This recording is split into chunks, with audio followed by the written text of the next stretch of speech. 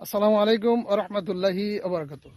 সম্মানিত দর্শক শ্রোতা, মহানবী সাল্লাল্লাহু আলাইহি সাল্লাম সৎ ব্যবসায়ীদের জন্য সুন্দর একটি হাদিস উপস্থাপন করে সৎ ব্যবসা করার জন্য তিনি তার উম্মতদেরকে উৎসাহিত করেছেন। তিনি বলেছেন, আত-তাজিরুল আমিনু সুদুকু মা'a শুহাদা ইয়াউমাল কিয়ামাহ। সুবহানাল্লাহি ওয়া বিহামদিহি।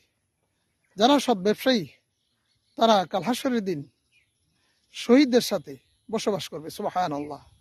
শহীদের সাথে বসবাস করা এটি একটি অসাধারণ এবং অকল্পনীয় বিষয়।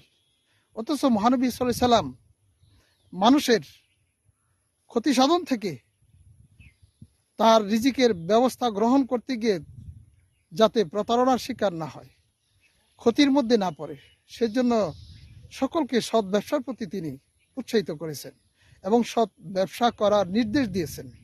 আর যিনি ক্রয় করবেন তিনিও তার ক্ষতির হাত থেকে নিজকে হেফাজতে রাখতে পারবেন। কাজের আসুন আমরা সৎ ব্যবসা করি, যারা ব্যবসার কাজে লেগে আছি। কারণ আপনার এই ব্যবসাটা যদি সৎ হয় তাহলে আপনি শহীদদের সাথে জান্নাতে বসবাস করবেন। সুবহানাল্লাহ। আপনি একবার চিন্তা করতে পারেন কিসের লিপ্সায় আপনি এরকম ব্যবসার কাজে প্রতারণা করেন, নিজেকে প্রতারক হিসাবে আল্লাহর কাছে পরিচয় দেন। এই ক্ষণস্থায়ী জীবনের জন্য আপনি এই প্রতারণা ছেড়ে দেন, সৎ ব্যবসা করেন এবং শহীদদের সঙ্গী হন, শহীদের সাথে জান্নাতে বসবাস করেন।